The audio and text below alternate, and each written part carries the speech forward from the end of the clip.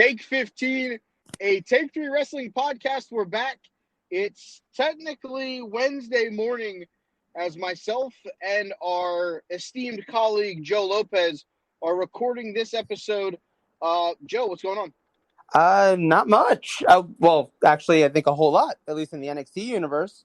That's right. The Black and Gold brand is where we're going to go tonight with tonight's discussion about what's happened in the land of professional wrestling. And we'll start with the biggest news of the night. The night after Summerslam, August 22nd, NXT Takeover has been announced. Location to be determined. Time, I guess, still to be determined. Is there any chance that this isn't in Orlando? I feel like there's at least a slight chance that they do it still at the, what is it called? The Capitol Wrestling Center? Yeah, I mean, because I don't know. I feel like there's at least a chance. Yeah, I don't know that they bring these guys all the way out to Vegas for the night. Yeah, I don't know that I see that happening either. Unless it's going to be just basically be at like the campus of UNLV at the Thomas and Mack Center maybe. But still, I feel like that's a reach. I feel like if you're going to do that, it'd be better put NXT up against Errol Spence and Manny Pacquiao than SummerSlam. But I digress. Yeah, I don't know. You said a whole lot of words. I did. All right, so that's the information about what's to come in NXT. Now let's talk about a feud that could potentially be a blow-off at that event. Earlier in the evening, Samoa Joe started the show by calling out Karrion Kross, the guy who lost to Jeff Hardy yesterday on Raw. Harvey. Jeff Hardy. Sorry. Harvey. Mike Adamle would be very upset with me. Gone forever. Aaron Hernandez. So we then get no response from Karrion Kross. William Regal comes out and tells Joe, I didn't sign you for this position. You know, the attack was on you as a referee, not as a WWE, basically management. Right. So you can't be as pissed off as you want to be. But Joe basically said that I'm not going to let this go without a fight, and the blood may not be on your hands, Mr. Regal, but it will be on someone's.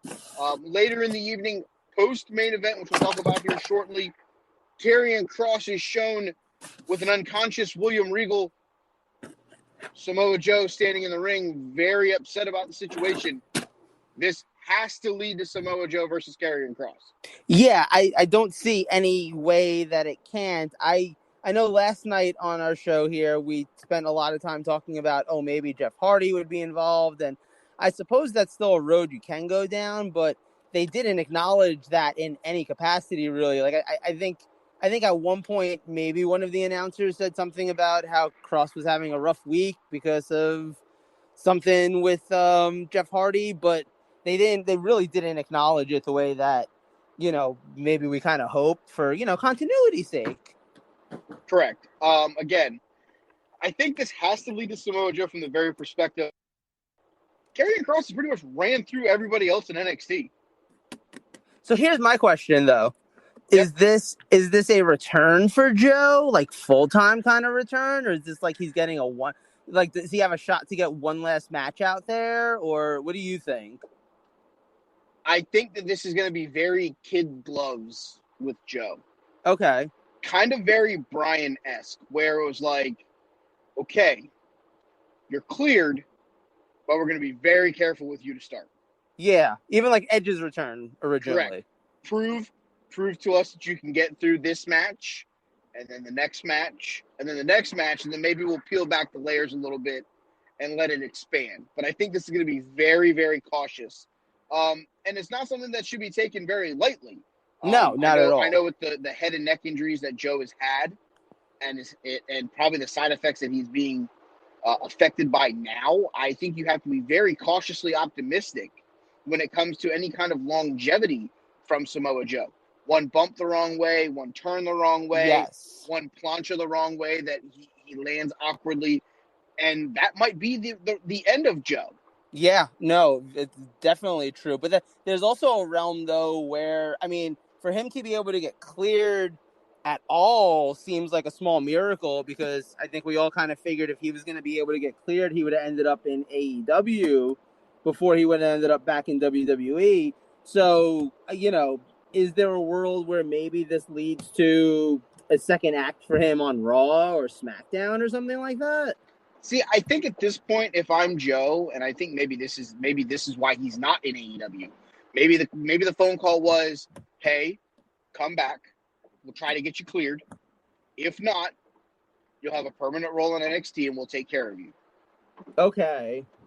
And Joe put his family in front of, and I'm going to say this selfishly, he's going to put his family in front of the fans.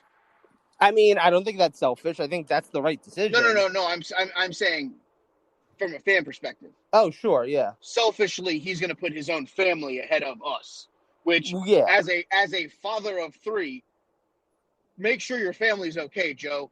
We still love you. We still thank you for the memories if that was really it. Right, exactly. So it's one of those where I almost feel like maybe this is Joe just making sure that his family's taken care of for the rest of their life or the extended future. Right. Knowing that if he couldn't get cleared, he would have this role in NXT. He'd basically be the second to William Regal, and he could be a game changer on the managerial side, and then potentially even on the booking side and the agent side of the perspective from NXT. Now, Right. if he becomes a full-time wrestler again, I do not want him anywhere except for NXT. Fair. I don't necessarily believe that there's anything on the main roster that he could achieve right now, with the exception of winning a world title. And let's be fact of the matter, he's not beating Roman Reigns, and he's probably not beating Bobby Lashley. Yeah, I agree. So, from a fan perspective, I think Joe could have a lot of really good matches with some people in NXT, especially some up-and-comers. So I'm necessarily not all in on him not going past NXT. Yeah, I think that makes sense. I can agree with that. All right, main event of the evening for the NXT Women's Championship. We saw Raquel Gonzalez retain over Xia Li. Who's next for Raquel? Because we're kind of in the same situation that we were in with the Raw brand until Nikki, almost superhero, won the Raw Women's title. Who's next for them? Now who's next for Raquel? Because the reality of the situation is, let's look at the women's division right now. Shotzi Black, gone. Dakota Kai is her running mate. Candice LeRae and Indy Hartwell seem like they want the NXT Women's Tag Title, / they want to intervene on Indy and Dexter Lumis's potential weird love thing. I don't know what it is. It's kind of weird. So when you look at the NXT Women's Division, I necessarily don't know what's next for Raquel Gonzalez. Where are Ember Moon and Shotzi Blackheart? Shotzi is now on the SmackDown roster with Tegan. Is she really? Yes, they actually have a shot at the women's tag titles that they won on Friday night's episode of SmackDown, I believe. Ember is still not there. Realize that. Yes, Ember is still there. I think necessarily that she's going to be the one that they go to next. I mean, she makes the most sense.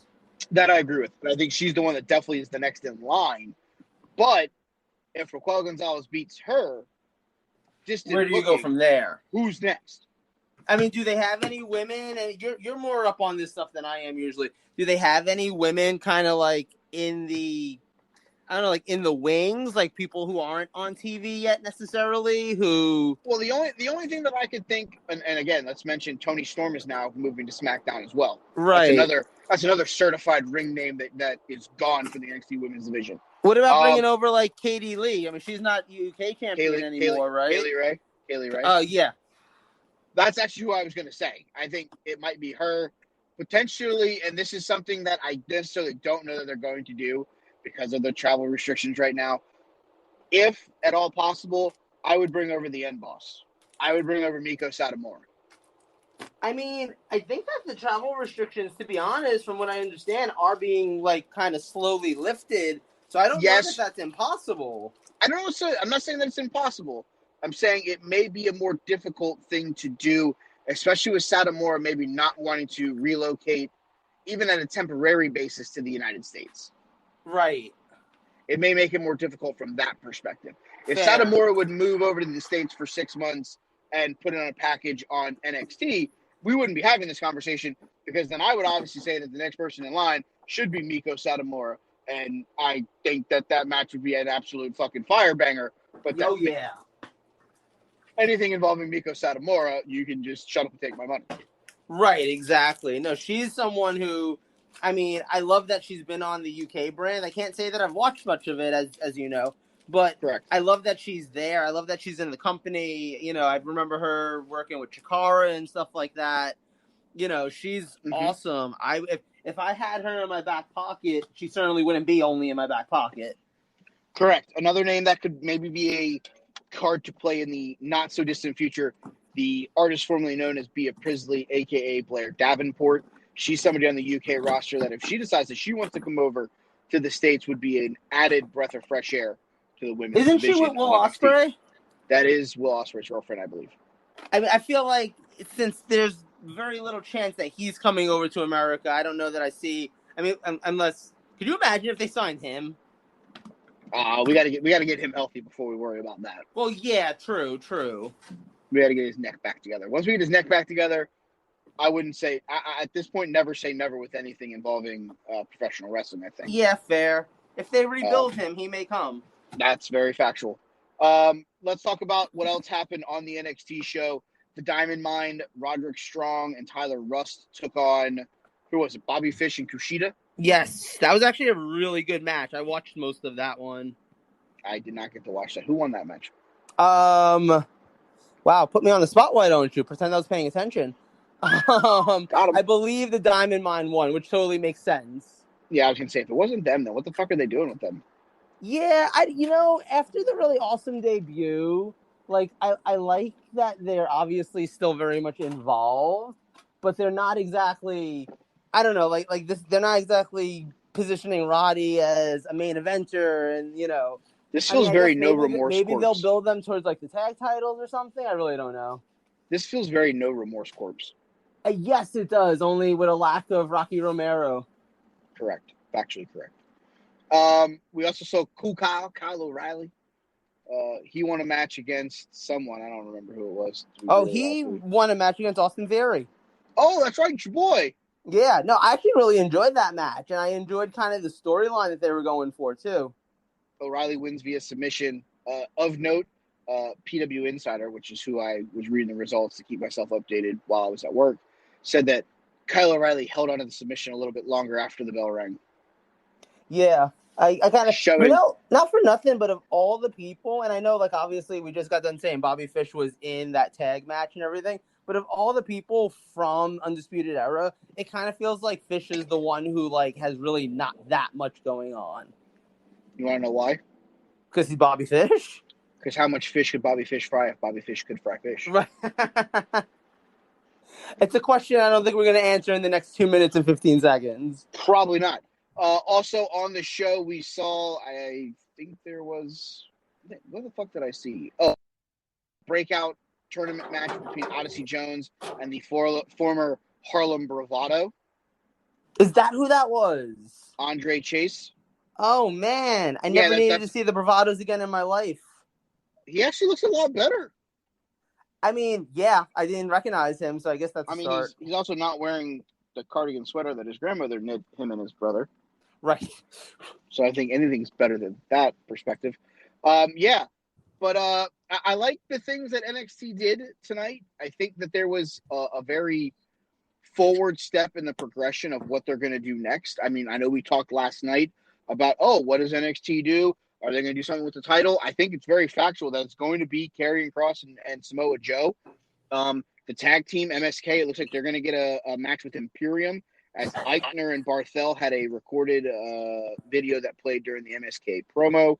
The North American title looks like it's going to be defended between Hit Row Records, Isaiah Swerve Scott, and Legado del Fantasma's Santos Escobar, which match is going to be an absolute fucking banger. Yeah, and so look, we got less than a minute left here, so we're not going to get into a full conversation about this. But I just want to say, I kind of think it's really interesting, and I wouldn't be mad at in the future if takeovers continue to be the night after the big WWE event, because for such a long time it's felt like, takeover sets the bar on Saturday night, and then WWE's show hardly ever is able to compare. So at least this year, like, Summerslam isn't working against the 8-ball from the start. Facts. All right. Well, we only got like 20 seconds left. All right. So we'll do our plugs. You can follow Joe on Twitter at JLoShuga. You can follow me on Twitter at TheyCallMeBurn. Follow the show at Take the Number 3 Wrestling. As for the other guy, we're not plugging his shit tonight. He didn't show up, so deuces. Hey, Until if you like seeing shirtless photos of me, follow me on Instagram. oh yeah, follow him on Instagram. He'll share the link to that on his Twitter if I can show him how to do that. Right. Yeah. So tomorrow night it will probably more than likely be Ernest and Joe as they discuss AEW Dynamite, and then we'll have our normal show on Thursday. Obviously, where we'll have some fun stuff taking place. So until tomorrow, guys, we will see you on the other side. That's Joe. I'm Mike. Have a good night.